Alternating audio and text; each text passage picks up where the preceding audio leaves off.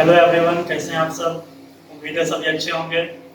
तो आप सबका एक बार फिर से स्वागत है अपने यूट्यूब चैनल डीएल गुरुजी आशीष सर में। और इलेक्ट्रिसिटी चैप्टर्स की इस वीडियो की अगली कड़ी में मैं आप लोगों के सामने लेकर के आया हूँ। आज का जो टॉपिक है हमारा बहुत ही इंपॉर्टेंट टॉपिक है, जिसके बारे में आप बेसिक जानकारी थोड़ी बहुत रखते हैं। वो टॉपिक है हमारा electric circuit, electric symbols, electric circuit diagram, and how can we easily represent the different symbols in our electric circuit। अपने इलेक्ट्रिक सर्किट में अलग अलग सिंबल्स को हम कैसे आसानी से रिप्रेजेंट कर सकते हैं, इसकी जानकारी आज हम लोग आज के वीडियो में लेंगे। तो आइए देखते हैं हमारा क्या है। अगर आप चैनल पे नए हैं तो सब्सक्राइब करना ना भूलें, इससे हमारे अपडेटेड वीडियोस आपको लगातार मिलते रहेंगे। तो हमारा टॉपिक है सबसे पहले electric circuit. Electric circuit, what do you mean by electric circuit? ये सर्किट क्या है भाई? क्या ये वही सर्किट है जो आपने मूवी में देखा था? अरे वही मूवी भूल गए, मुन्ना भाई एमबीबीएस, जिसमें थे हमारे अपने एक मुन्ना भाई और साथ में सर्किट। सर्किट तो क्या वही सर्किट है? नहीं, ये वो सर्किट। तो भाई कौन सा सर्किट है? ये क्या है सर्किट? तो सर्किट वो भी इलेक्ट्रिसिटी का। तो सर्किट का मतलब होता है एक ऐसा पाथ। इलेक्ट्रिक सर्किट का मतलब है यहाँ पे एक ऐसा पाथ जो इलेक्ट्रिक चार्जेस को फ्लो करने देता है, जिसमें से इलेक्ट्रिक चार्जेस फ्लो करते हैं वन पॉइंट से अनदर पॉइंट तक। इलेक्ट्रिक करंट वहां पे फ्लो कर रहा है और इसमें अलग अलग डिवाइसेस, अलग अलग पार्ट्स हमारे कनेक्टेड होते हैं। अलग अलग इलेक्ट्रिकल गैजेट्स होते हैं, स्विचेस होते हैं, source of electricity that means cell हो सकता है, बैटरी हो सकता है, या कोई एसी सोर्स हो सकता है, और डिफरेंट इलेक्ट्रिकल गैजेट्स यहाँ पे हो सकते हैं। तो इन सारे इलेक्ट्रिकल गैजेट्स, इलेक्ट्रिक स्विच और बैटरी का जो कॉम्बिनेशन बना करके एक पूरा का पूरा कंडक्टिंग पाथ क्रिएट होता है, जिसमें से इलेक्ट्रिक चार्जेस और कंडक्टर्स ऐसे होते हुए इलेक्ट्रिक करंट फ्लो कर रहा है। उस कंडक्टिंग पाथ को ही हम कहते हैं इलेक्ट्रिक सर्किट। इसका डिफाइन भी बहुत सिंपल है, आप पहले पढ़ चुके हैं। A close conducting path, a close conducting path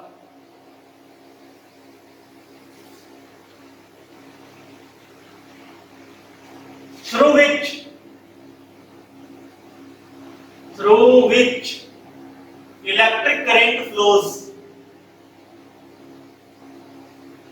electric current flows and consist और वो कंसिस्ट करता है, क्या क्या होता है? Like wire, battery, switch, any gadget, any electrical gadget, etc. इसे हम क्या कहेंगे? Electric circuit. ओके, समझ में आ रही है बात? इलेक्ट्रिक सर्किट क्या है? अब इलेक्ट्रिक सर्किट को हम सिंपली डायग्राम से रिप्रेजेंट कर सकते हैं। जस्ट सपोज आपने एक एसी स्विच है या एक बैटरी है। जस्ट सपोज आपका एक डीसी बैटरी है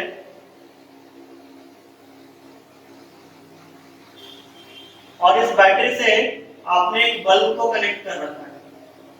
वायर के थ्रू होते हुए आपने एक बल्ब को कनेक्ट कर रखा है।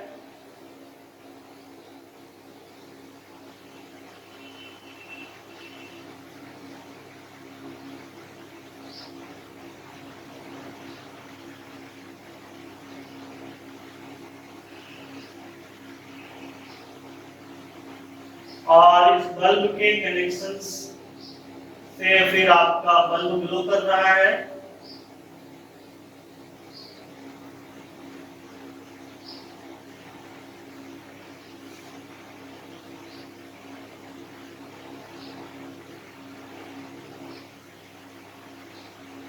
आपने ये बल्ब कनेक्ट कर रखा है और ये बल्ब आपका ग्लो करना शुरू कर दिया। जैसे ही आपका स्विच ऑन हुआ, सर्किट ऑन हुआ, बल्ब आपका ग्लो करना शुरू कर दिया। तो ये हमारा इलेक्ट्रिक सर्किट है, जहां पर हमारा ये पॉजिटिव टर्मिनल से नेगेटिव टर्मिनल की तरफ करंट हमारा फ्लो कर रहा है। जस्ट सपोज आपने ऐसा है एक इलेक्ट्रिक सर्किट यहाँ पे तैयार किया है। ठीक है, ये इलेक्ट्रिक सेल या बैटरी है और इसे आपने कनेक्ट किया। तो ये जो बात है जिससे होते हुए करंट हमारा इस बल्ब में फ्लो कर रहा है और बल्ब को द्वारा ये जो सर्किट है ये सर्किट कंप्लीट हो रहा है और बल्ब हमारा ग्लो कर रहा है, तो इस बात को हम कहेंगे इलेक्ट्रिक सर्किट। तो यहाँ हमने एक बल्ब का डायग्राम बनाया है। क्या वास्तव में आप डेली लाइफ में जितने गैजेट्स यूज करते हैं, चाहे वो पंखा है, कूलर है, टीवी है, वॉशिंग मशीन है, हीटर है, एटसेट्रा, जितने भी मशीन और जितने भी डिवाइसेस आप इस्तेमाल करते हैं, क्या ये सारे डिवाइसेस का डायग्रामेटिक प्रेजेंटेशन पॉसिबल है? क्या ये सारे डिवाइसेस को इसी तरह से डायग्राम के द्वारा पेपर पे शो कर सकते हो? कर भी सकते हो, तो क्या ये बहुत इजी होगा? नहीं होगा, बहुत ज्यादा टाइम टेकन होगा और व्यर्थ में हमारा समय यहाँ पे बर्बाद होगा। तो आखिर इसके लिए हम क्या कर सकते हैं? तो इसके लिए हमने इलेक्ट्रिसिटी चैप्टर्स के अंतर्गत हर अलग अलग गैजेट्स के लिए कुछ सिंबल्स हमने डिसाइड कर दिए। जब हम उसका डायग्रामेटिक प्रेजेंटेशन करते हैं तो डायग्रामेटिक प्रेजेंटेशन करते समय हम उसके सिंबल्स का इस्तेमाल करते हैं, न कि ओरिजिनली उन सारे गैजेट्स और उन सारे डिवाइसेस की डायग्राम बनाते हैं। बस उसका एक सिंबॉलिक रिप्रेजेंटेशन होता है और इसी सिंबॉलिक रिप्रेजेंटेशन को हम कहते हैं सर्किट डायग्राम। जब किसी इलेक्ट्रिक सर्किट को उसके प्रॉपर सिंबल्स का यूज करके रिप्रेजेंट किया जाए तो उसे हम कहते हैं इलेक्ट्रिक सर्किट डायग्राम। ओके, तो आइए देखते हैं सर्किट डायग्राम के बारे में।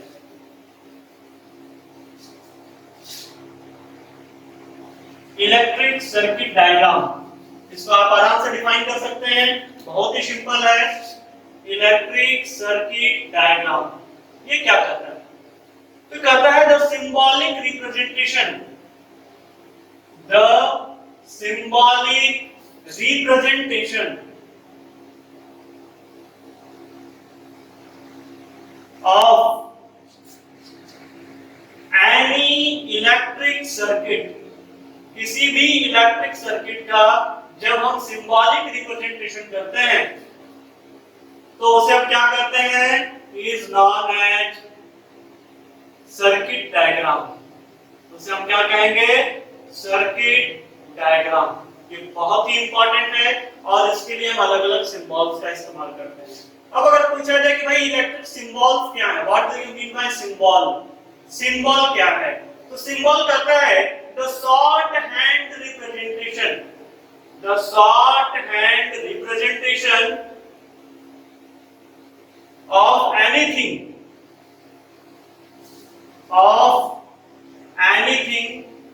Is known as symbol. उसे हम क्या कहेंगे? सिंबल। किसी भी चीज का अगर हम रिप्रेजेंटेशन कर रहे हैं शॉर्ट में तो उसे हम क्या कहेंगे? Symbols. For example electricity chapter में आप लोग पहले से पढ़ चुके हैं कि किसी भी सेल को हम लोग दो लाइन से रिप्रेजेंट करते हैं, इस तरह से एक छोटा लाइन और एक बड़ा लाइन, जिसमें छोटा लाइन ऑलवेज नेगेटिव टर्मिनल को रिप्रेजेंट करता है और ये जो बड़ा लाइन है ये पॉजिटिव टर्मिनल को रिप्रेजेंट करता है। ये इलेक्ट्रिक सेल है। उसके बाद बारी आती है बैटरी की। बैटरी क्या है आप पहले ही पढ़ चुके हैं, द कॉम्बिनेशन ऑफ टू और मोर सेल्स, दो या दो से अधिक सेल के कॉम्बिनेशन से जो हमारा नया सेल तैयार होता है उसे हम बैटरी कहते हैं। और बैटरी का सिंबल क्या है? तो मल्टीपल सेल्स का कॉम्बिनेशन होने के कारण alternate small and long line के द्वारा, अल्टरनेट एक के बाद एक छोड़ करके alternate small and long line के द्वारा हम लोग इसको रिप्रेजेंट करते हैं। ये हमारा एक बैटरी है जिसमें एक लॉन्ग लाइन अपने नेक्स्ट छोटे लाइन से कनेक्टेड होगा। ये बैटरी का कॉम्बिनेशन है और यहाँ पर भी हमारा स्मॉल लाइन नेगेटिव टर्मिनल को रिप्रेजेंट करेगा और लॉन्ग लाइन जो है ये पॉजिटिव टर्मिनल को रिप्रेजेंट करेगा। ये हमारा बैटरी का सिंबल है। वायर जब हमें ड्रॉ करना होता है तो वायर को सिंपली हम एक सीधे लाइन से ड्रॉ करते हैं, ठीक है। और जब वायर हमारा क्रॉस कर रहा है, क्रॉस वायर विथ कनेक्शन, वो वायर क्रॉस कर रहा है और कनेक्टेड है बीच में, तो विथ कनेक्शन अगर वायर हमारा क्रॉस कर रहा है तो उसे इस तरीके से रिप्रेजेंट करते हैं और यहाँ पे हाईलाइट करते हैं। वो ये रिप्रेजेंट करता है कि ये दोनों वायर यहाँ पे कनेक्टेड है, ठीक है। और अगर वायर कनेक्टेड नहीं है, एक दूसरे के ऊपर ओवरले कर रहा है, वायर एक दूसरे के ऊपर अगर ओवरले करता हुआ क्रॉस हो रहा है तो उसका सिंबल हम कैसे बनाएंगे? तो क्रॉस वायर्स विदाउट कनेक्शन, वो आपस में कनेक्टेड नहीं है, विदाउट कनेक्शन। तो इसका सिंबल कैसा होगा? तो एक वायर हमारा सीधा जा रहा है, दूसरा वायर जो ओवरलैप कर रहा है, इसे हम ऐसे टर्न करके शो करेंगे। अगर ऐसा टर्न किया हुआ है तो ये रिप्रेजेंट कर रहा है कि वो वायर ओवरलैप है, वहां पे दोनों वायर कनेक्टेड नहीं है, नॉट कनेक्टेड, वो दोनों आपस में कनेक्टेड नहीं है। ये क्रॉस वायर का सिंबल हो गया। उसके बाद हमारा जो अगला टर्म इसमें आता है रेजिस्टेंस। रेजिस्टेंस को हम किससे रिप्रेजेंट करते हैं? तो रेजिस्टेंस को इस तरह के जिग-जैग लाइन से रिप्रेजेंट किया जाता है।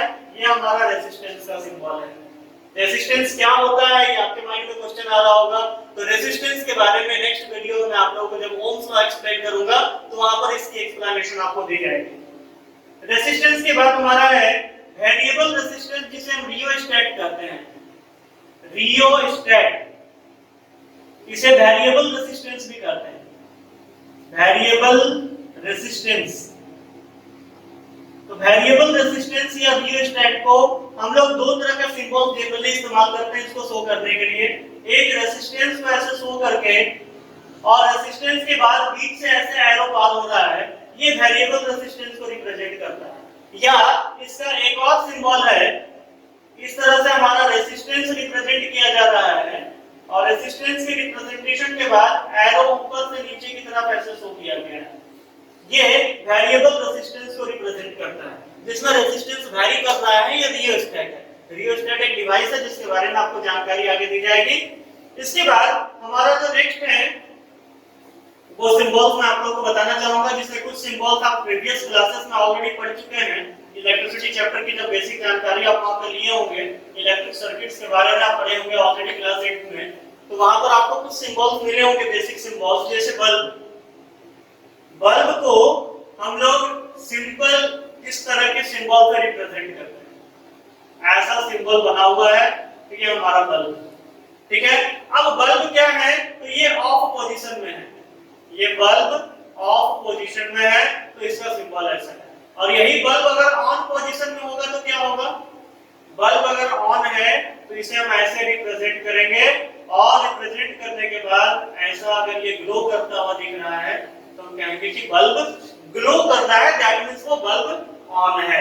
सिमिलरली स्विच, स्विच को भी हम लोग दो रिप्रेजेंट करते हैं। पहला सिचुएशन स्विच ऑफ, तो स्विच ऑफ है तो इसका दो सिंबल है। जनरली एक सिंबल ये देखने को मिलता है, ये स्विच ऑफ है। या इसका एक और रिप्रेजेंटेशन है ऐसे, ये कर्ली स्मॉल ब्रैकेट के द्वारा ये कनेक्टेड है। ये इलेक्ट्रिक स्विच है जिसमें स्विच ऑफ है। अगर स्विच ऑन होगा तो इसका डायग्राम क्या होगा? तो स्विच ऑन की जो पोजीशन होगी, वो स्विच ऑन की पोजीशन कुछ इस तरह की होगी। ये दोनों आपस में कनेक्टेड होगा, टच होगा। ये स्विच ऑन हो गया। और अगर ऐसा डायग्राम बनाया जा रहा है तो स्विच ऑन में ये जो डायग्राम है उसके बीच में आपको एक डार्क डॉट दिया हुआ है। ये डार्क डॉट दिया हुआ है तो ये रिप्रेजेंट करेगा कि स्विच ऑन है, यहाँ डॉट नहीं है तो स्विच ऑफ है। या अगर इस तरह का स्विच आप रिप्रेजेंट कर रहे हैं तो दोनों के बीच में कनेक्शन कटा हुआ है तो ये स्विच ऑफ है। और अगर कनेक्शन दोनों जुड़ा हुआ है, दोनों साथ में कनेक्टेड है, तो ये हमारा स्विच ऑन का सिंबल है। इस तरह के और भी कई एक सिंबल्स आपको आगे देखने को मिलेंगे। तो जब सिंबल्स के हेल्प से जब किसी इलेक्ट्रिक सर्किट को रिप्रेजेंट किया जाता है, with the help of symbol, किसी भी इलेक्ट्रिक सर्किट को जब हम रिप्रेजेंट करते हैं तो उसे हम कहते हैं इलेक्ट्रिक सर्किट डायग्राम। ओके, तो ये बातें आप लोगों को समझ में आ गई होगी student. Thank you for watching video. Video को लाइक करना, सब्सक्राइब करना ना भूलें।